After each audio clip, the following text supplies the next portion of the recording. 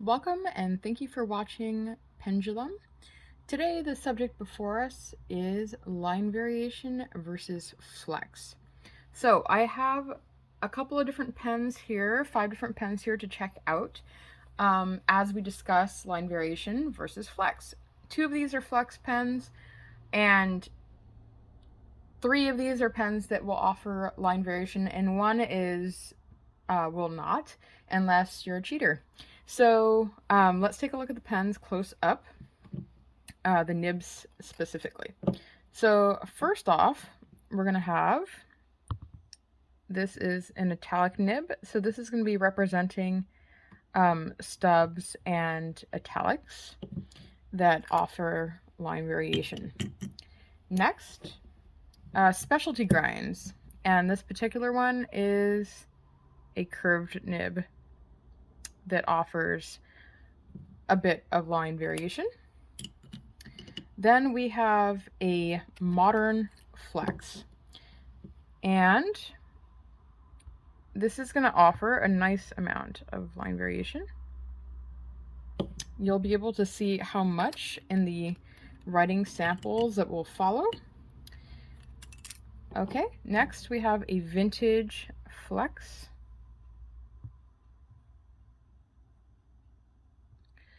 Of the pens I have for example today, this will be offering the most line variation. And then finally, we have just a regular steel nib. This is actually a Yovo nib, so that, again, will not offer any line variation unless you're cheating. So let's dive into this. There's a lot to understand about line variation. It's a specific type of writing style that you may enjoy and be looking after, and there's a couple of ways to accomplish it. But the real meat of this video is talking about line variation, but also I want to really clarify what true flex is, because there's a lot of, flex is a buzzword and a lot of people like to talk about it, and I think there's a lot of unsatisfaction in getting a pen that you think is a flex nib or that is even labeled as a flex pen, only to bring you great disappointment. So there's going to be a lot of clarification, hopefully, in these writing samples and just talking about flex in general. There's a lot more to be said about flex, obviously, than what I'm going to cover today, but this is some good groundwork and just really understanding a little bit more about the different types of line variation and how they differ from flex and how flex differs and what to look for when you're buying a pen, what realistic expectations are, and kind of honing in on what pens meet your parameters. So let's start with the writing samples. Okay, so I've got a Rhodia dot pad so that you can get a realistic look of what we're taking a look at. You can see what the sizing is going to look like more or less. So this is going to be line variation.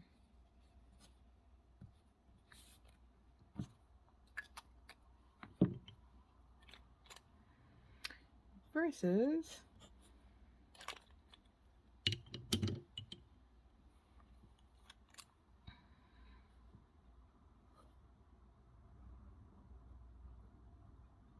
true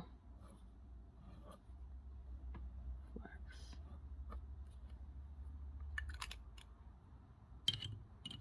Okay, so starting off with line variation, let me zoom in.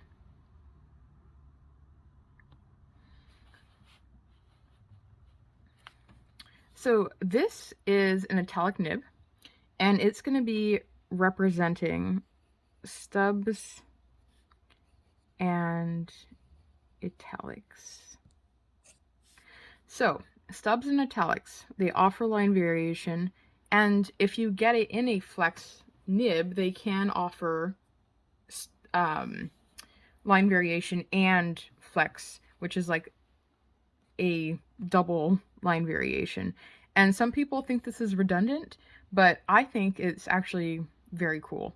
And I do have a Pilot Falcon with a cursive italic nib that also has flex on it. I don't have it at the moment. It's being tuned up, but I'll show that in a future video.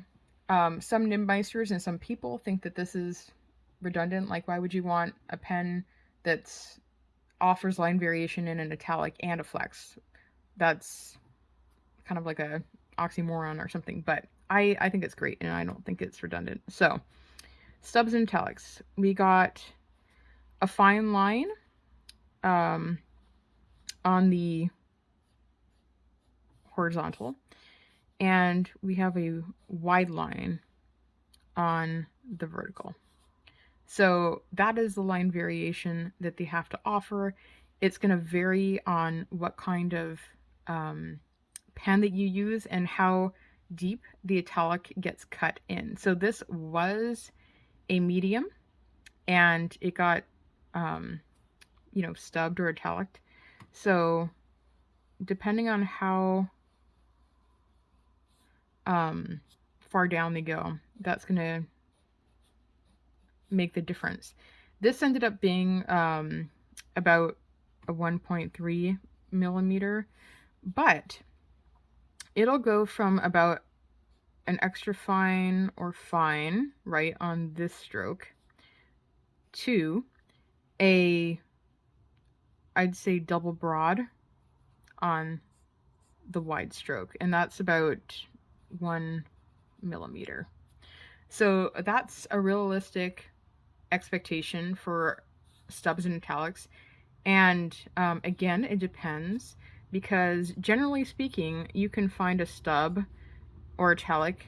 The normal range is 1 millimeter to 1.3. Obviously, there are more out there. You can get a medium custom ground to a stub or an italic, and it would probably land you at a 0.7 and a fine maybe a 0.5, I'm guessing. And there are definitely stubs out there that go up to 1.5, even 2. So this is where most of them land, but definitely there are variations there. So that's what you can expect from a stub or italic. Okay, here's a curved nib. So this is a Mont Blanc 221. I've got a fine. This is a standard fine, but it came with the curved nib already. So curved nib. And this is representing specialty grinds.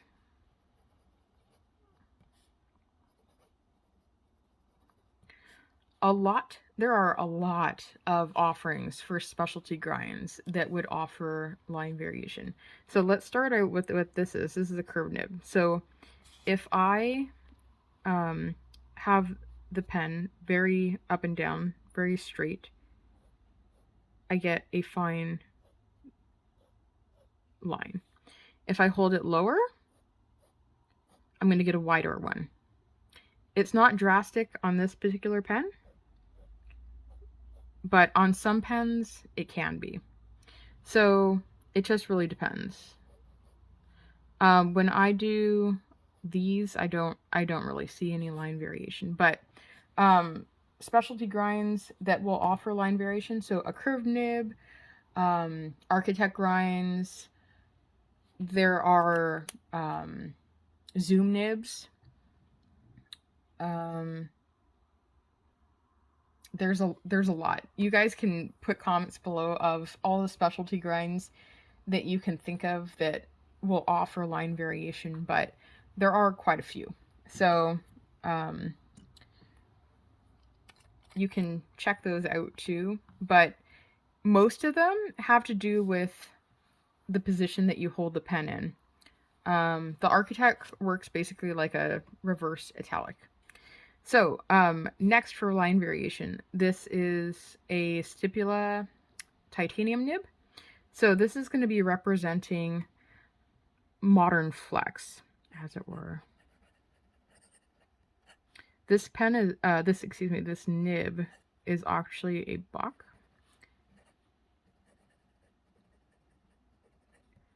And titanium is very soft. It's feedbacky.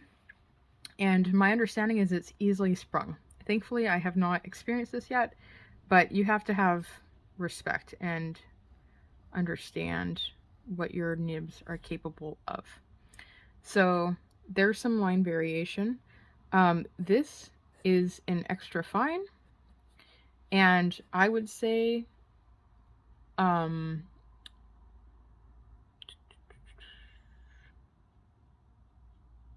gonna say this would go up to a double broad. Probably a broad is the normal location that you would flex to when you're writing if you're trying to flex, and then double broad would be the maximum. So here we go.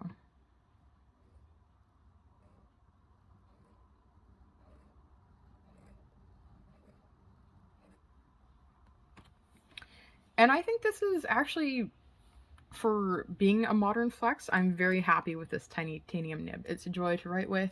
It's very reliable. It's super soft. So that's what I would say it offers more than a lot of modern flex out there. A lot of them, either the nibs are very soft and they're just mushy in the sense of you don't get a crisp line and you have no control. It's just like blops. Or you get a stiffer nib that you just have to really push down. Like the Pilot Falcon, for instance, the soft nibs. I know that's not really categorized technically as a flex nib, but a lot of people consider it a modern flex. You have to put a lot of pressure to get some flex out of that pen. It's not enjoyable, in my opinion. Okay, so now we're on to the vintage flex. So this is a Pelican 400. This is a extra fine.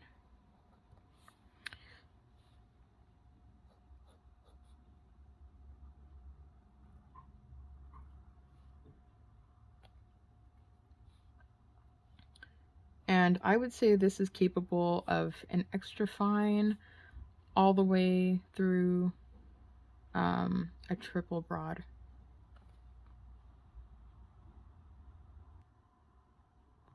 Again, on this pen, I would say on normal flex writing, you're going to land around a double broad with pressure. It's only, the triple broad can only really be accomplished when you're really slow and purposefully writing. So here are some figures.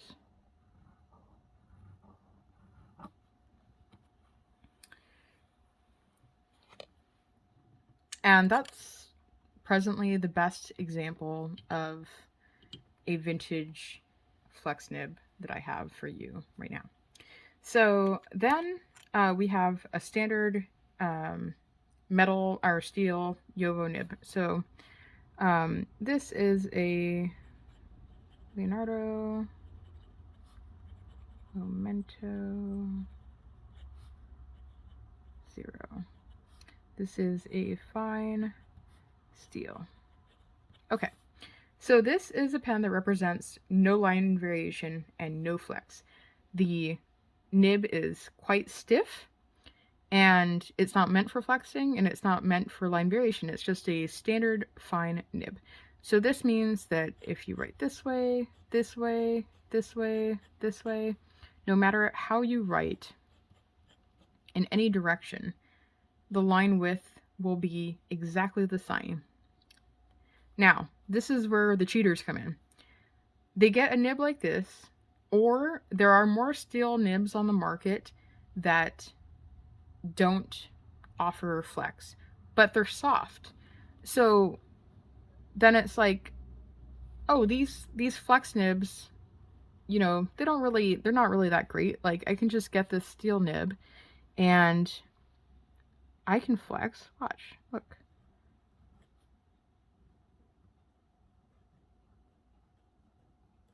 Look at that line variation compared to that. Wow. Look at this. Look at this. Whoa, that is flexy. Wow, line variation. That's a lot of pressure that you're putting down on that nib. And what's more, that is not flex. Let's zoom in a little bit more.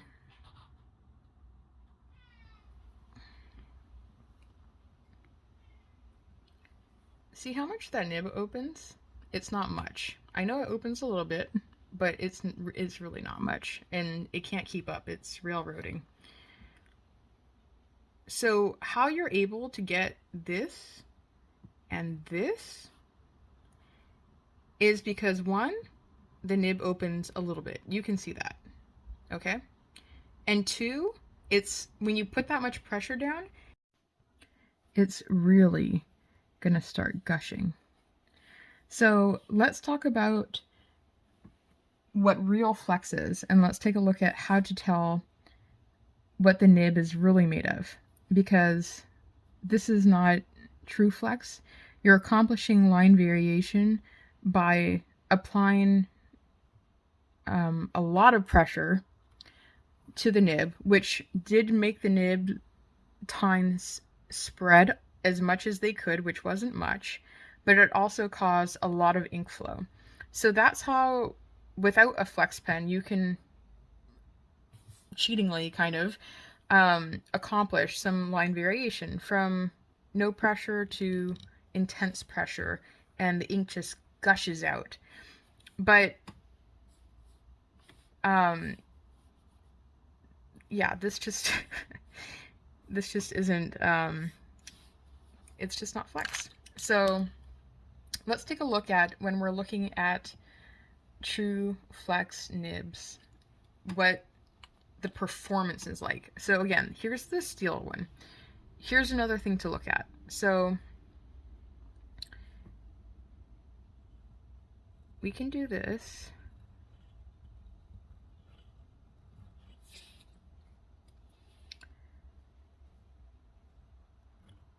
Okay. But this is what it can't do.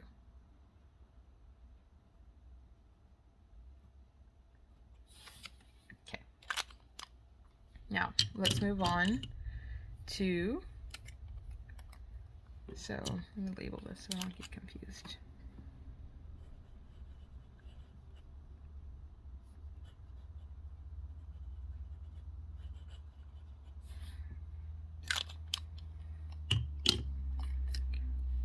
Okay, so this is titanium, which is representing modern flex.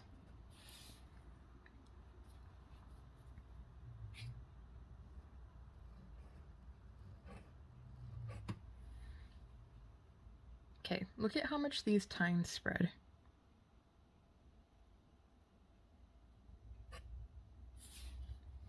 Okay, same thing again. Look at this.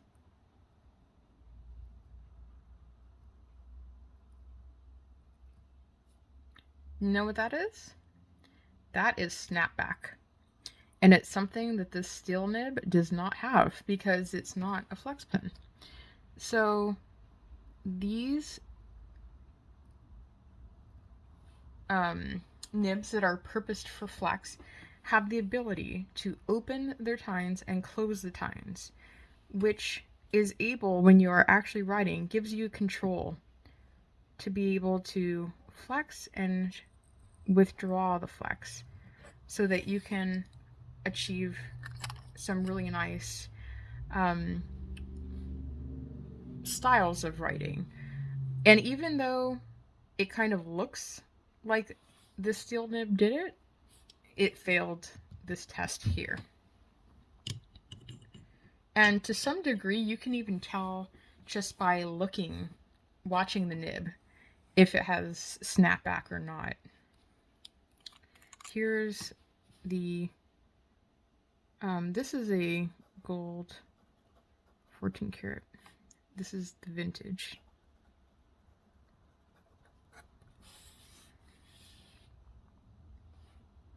Look at how much the nib opens up.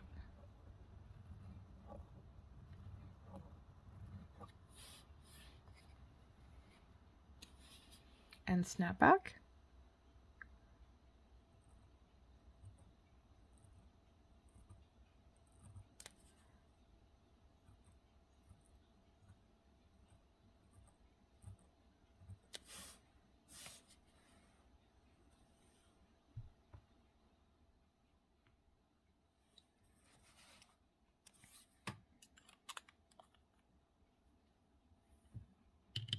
Now, if there's any question as to, well, that's because this is gold and that's titanium and this is steel. Okay, so here I have a dip steel nib. This is by Browse. Its nickname is the Blue Pumpkin. We'll do a writing sample with this.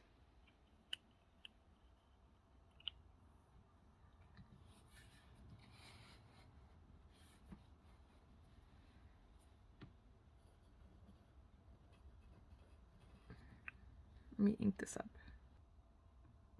Here we go. Okay, so steel flex.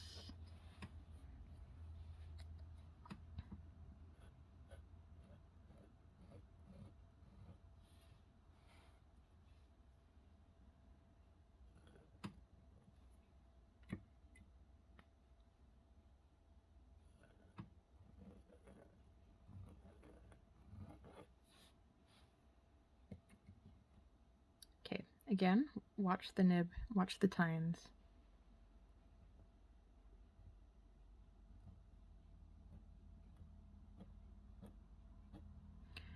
You can probably actually see this better when it's dry. Look at the amount of flex on that steel nib. It's monstrous. And look how it opens, it closes, opens, close, open, close, very quickly. That's the snapback.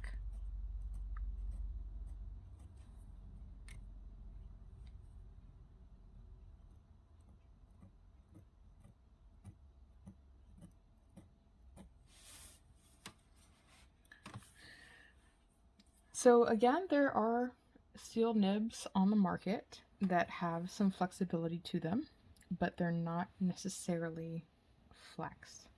So I think the snapback is one of the clearest ways to be able to identify, is this a real flex pen or not? Another thing is the softness. So if it's not a flex nib, then you're going to have to put down a lot of pressure to accomplish any kind of flex. Part of the point with the flex nibs is that the tines can rather easily and purposefully spread and then snap back and close quickly while you're writing, so that you can get maximum line variation in a very clear and crisp manner. So those are some things to look for. Obviously, some of those things you can only identify when you have the pen and nib in your hand. So when you're at a store or you're at a fountain pen show, you might be able to try a nib out and see if it fits what you're looking for. But if not, if you're shopping online, then you'll have to do some research on your own. So just looking at reviews and seeing videos or comments that people make about the nib, and take them with a grain of salt, because there's been a lot of flex nibs that maybe haven't gotten a good report, with people that just, again, they think, look, this steel nib gets a lot of flex. How come this titanium, if you really look at them, this titanium nib and this steel nib, you know, someone can say, what did I pay all this extra money for? They look the same to me. These are unfortunately just individuals who don't understand the proper characteristics of a flex nib and the difference, the value that's actually in them versus just line variation. So a flex nib is more than just line variation. A flex nib is like a manual sports car. And with practice and technique, you can use these nibs to do some really beautiful calligraphy. And um, a lot of people use them for art as well. You can accomplish really nice effects that this nib simply cannot do. Not to mention the actual writing experience is completely different. This is smooth and soft, and the effect is very crisp. And this is going to be a lot of pressure to apply to even accomplish what isn't really true flex anyway, but just line variation through a lot of ink. So I hope this is helpful. There's a lot more to be said on modern flex versus vintage, but we can start that discussion in the comments below and have a future about that in the future as well. So thank you so much for watching, and I'll see you on the next one.